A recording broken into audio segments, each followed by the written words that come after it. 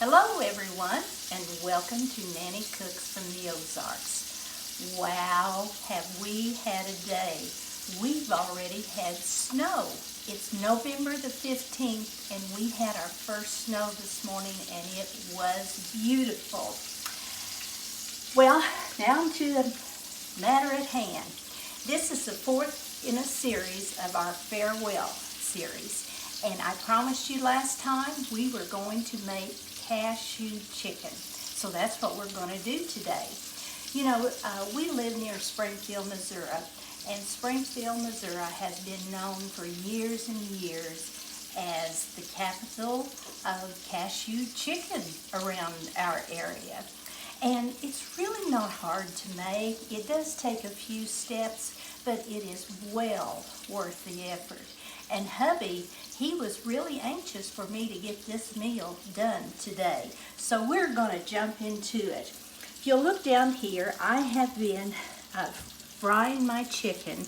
Now we like white meat, but you could use chicken thighs, or you could use any part of the chicken for it.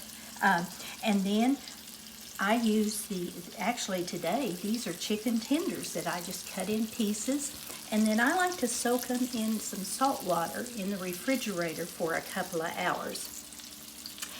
After you do that, the first step in this is to get your basics together. We need 2 eggs and 1/4 cup of milk that we just put in a bowl and stir it. This is what we dip our chicken in first. Second, I like to use one of these zip type bags, and I put in 1/2 cup of flour, 1/4 cup of cornstarch. Now I've just been doing the cornstarch just in the last year or so, but I really think it gives the chicken some more crispness. I'm going to check on these pieces so I don't burn them up here. Okay, so we got the flour, the cornstarch, and then we put in 1/2 teaspoon of salt. And put it in a Ziploc bag, mix that up really good.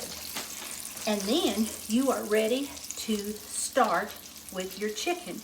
Drain your chicken from the salt water, drain it well, and just put your chicken pieces in this milk and egg mixture, coat them well, and then we put it in the flour mixture and just shake the living tar out of it, and then it's ready to go in a hot skillet.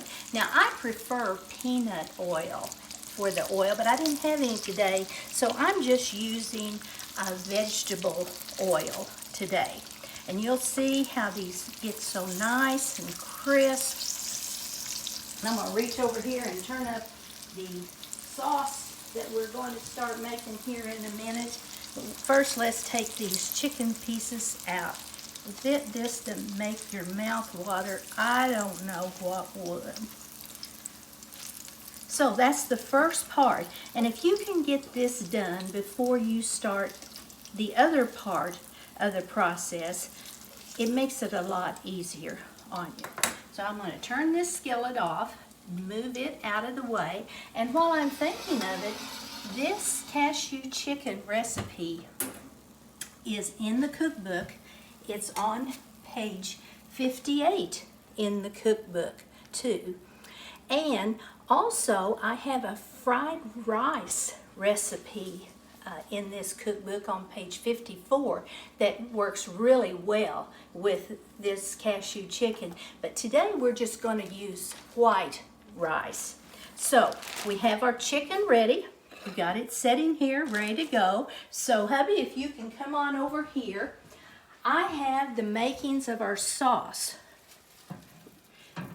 started. It's 2 cups of water, 2 chicken bouillon cubes. Now you can use the granules, but I like to use the cubes. 3 teaspoons of oyster sauce. Now, some of you might not have heard of oyster sauce, and to tell you the truth, it's getting harder and harder to find.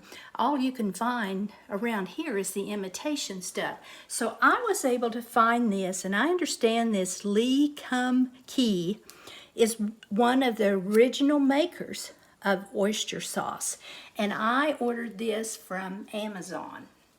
So we've got this liquid mixture with our bouillon boiling, and then here I've got 5 tablespoons of water and 2 tablespoons of cornstarch. And I'm just going to mix that in with our sauce to thicken our sauce up. Very simple to do. You see how that's thickened up already? So we're just going to let it boil a minute. So we've got our chicken, we've got our sauce, and before, I'm going to reach here and get the hot pad. I just made up some white rice to keep it easy today. Now, like I said, if you would rather have the fried rice, that's fine too. So we are ready to assemble our cashew chicken. So let's go back over here. I'm going to put this on a hot pad.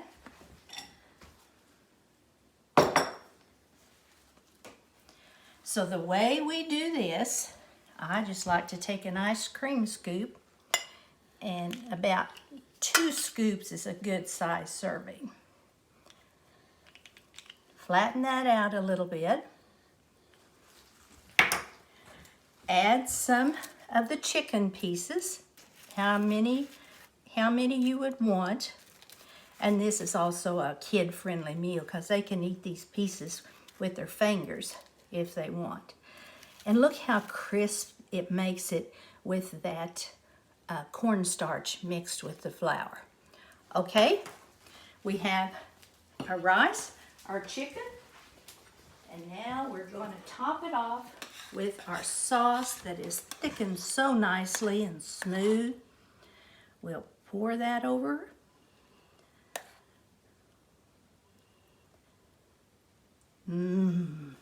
Doesn't that look good?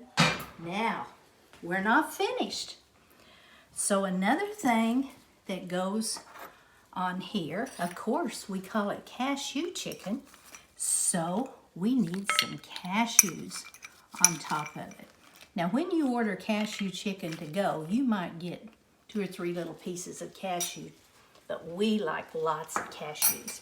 And the final touch is some chopped green onions that we'll sprinkle over it. And if you like, when you serve it, you could serve it with some soy sauce. And hubby and I like hot tea with it too. So let's pour us a cup of hot tea. And you've got a complete meal that everyone can enjoy. We have our carbs, we have our protein, we have our sauce, and we have some vegetables too. So that wasn't so bad to do, was it? So remember, I have this in the cookbook on page 58, and if you want to do the fried rice, it's on page 54. Okay, that's all I have today, but our final farewell will be our next video, and it'll probably be in a week or so. So I hope you'll tune in for that, and have a great day. And if I don't see you before Thanksgiving, have a happy Thanksgiving and be thankful. Bye-bye.